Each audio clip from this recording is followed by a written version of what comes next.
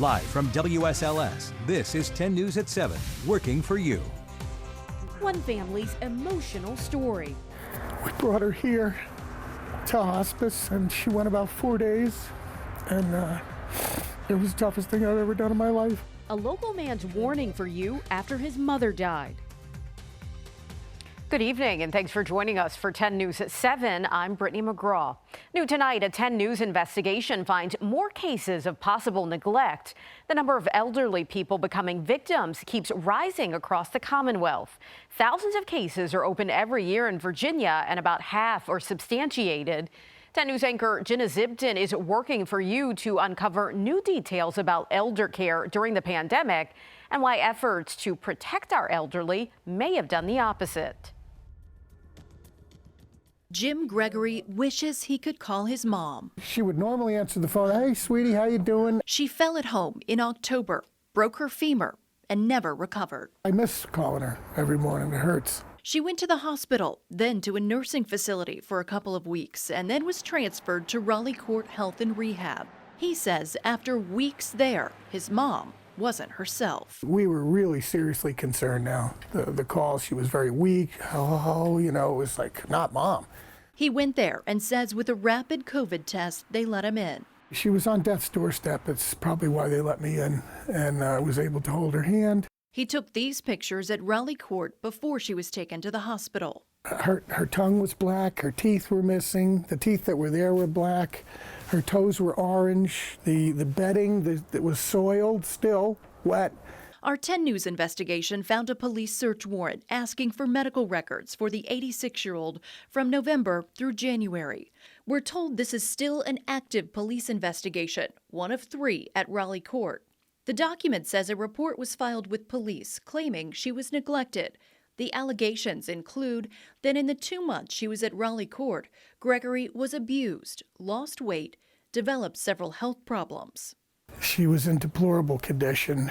Our 10 News investigation also found 4 referrals filed with Roanoke City Adult Protective Services, who investigated and sent this letter saying, quote, there is a preponderance of evidence that Lillian Gregory was a victim of abuse, neglect, or exploitation.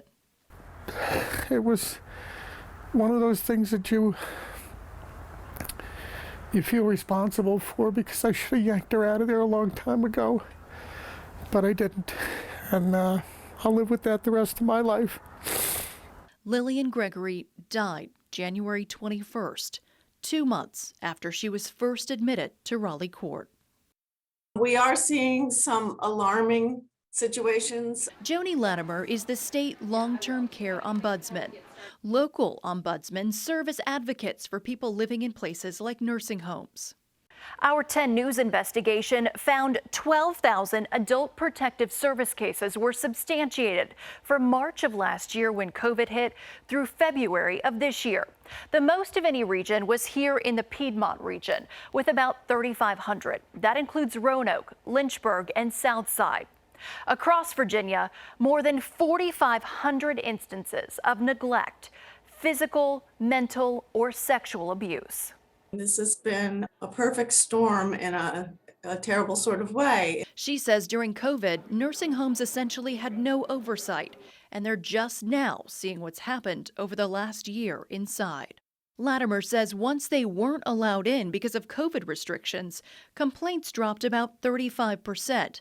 And now that complaints are picking back up, The problems, the concerns, the care pitfalls are greater. So, I mean, there are things like just day-to-day care, personal hygiene, which sounds like not such a big deal maybe. However, we all know that there's a cascading connection between that and development of bed sores if people aren't taken to the toilet in a timely manner, are sitting in waste. Those are the sorts of things that become particularly glaring concerns. They need to have people looking into what's going on in there, whether there's COVID or not. Raleigh court says they can't comment on patients, but sent us this statement saying in part, quote, "We stand by the quality of care that we have always delivered, and we understand that the death and dying process can be very difficult for patients and families, and even medical professionals can differ in their opinions.